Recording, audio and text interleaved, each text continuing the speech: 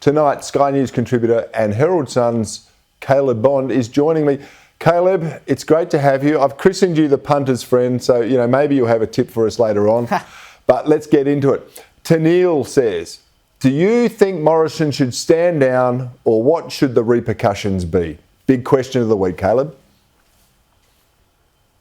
Yeah, and look, to be honest, I've moved a bit on this. At the beginning of the week, I was sort of the mind, well, nothing really actually happened when he took on these ministries, so how much of a big deal is it? But the more I've thought about it, the fact that he did not tell any of these ministers that he had basically subsumed their portfolios and just had them sitting there for a rainy day is disgraceful. I mean, why did he do it? You watch his presser during the week and he goes, oh, well, you've never been Prime Minister, you wouldn't understand.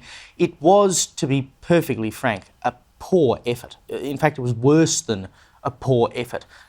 It was a man who was clearly flustered, who couldn't explain why he had done it.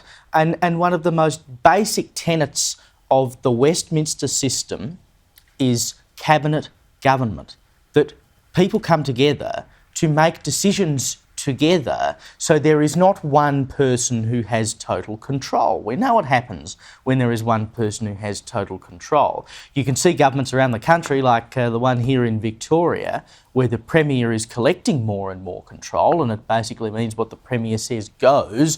But a good government should have different voices that can say, no, I'm not sure about that. Ministers should have the ability to deal with their own portfolios.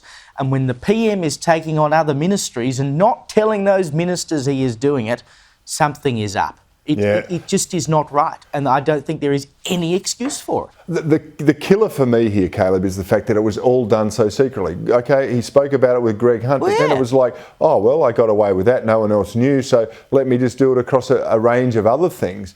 That doesn't mean he should resign from the Parliament. I think he should go from the Parliament because he's not engaged in day-to-day politics. That was his claim last week as well. So, what a bizarre thing to say. Yeah, but I think the government is scared of a by-election because it means a state member will likely run in Cook and they would probably lose that. There's a chess game being played.